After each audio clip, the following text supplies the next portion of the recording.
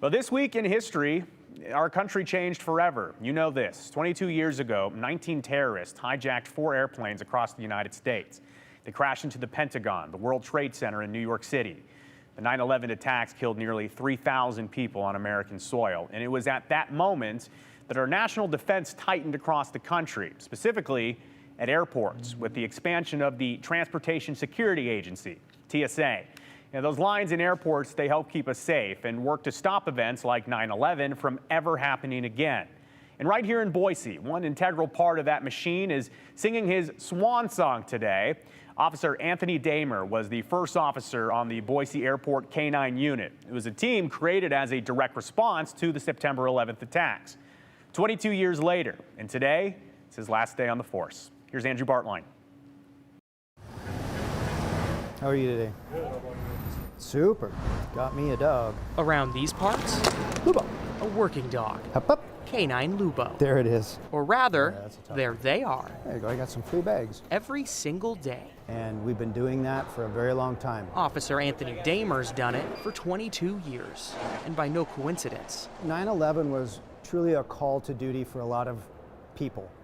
Everybody after that event wanted to do something to help. for Anthony, That's some quality sniffing, buddy. it was joining Boise Police. This program got launched kind of last minute. He graduated first in his class, leading to another first Good. with the new Airport K-9 unit. And the chief at the time, Mike Johnson, handpicked me and said, hey, when do you want to go to Texas? And that's where we do all our training, and we just kind of jumped at the opportunity, and it turned into a wonderful career. A career quantified by 25 bomb threats, 4,200 cargo searches, and 4,300 more hours Tick. on foot patrol. Back then, we didn't think much, and I was so young, I didn't even realize what was happening. We just jumped at it and hit the ground running. Not toward a finish line, though he got there anyway. We had a lot of other good canine officers here, but Anthony stayed here. Mike Johnson was the airport police chief. Yeah. I was here a year before 9/11. He started the push for a K-9 unit and got the support he needed You know, the world changed. shortly after the attacks. 9/11 happened, and it was, how come we do not have canines, and how fast can we get them? Now you see, like anything, well, why do we have to do this? And because there's still that 1% chance somebody is going to do something. 2 decades under Anthony's watch. How you doing? Boise Good boy. hasn't had one. We've never found an actual device with a dog here at the airport.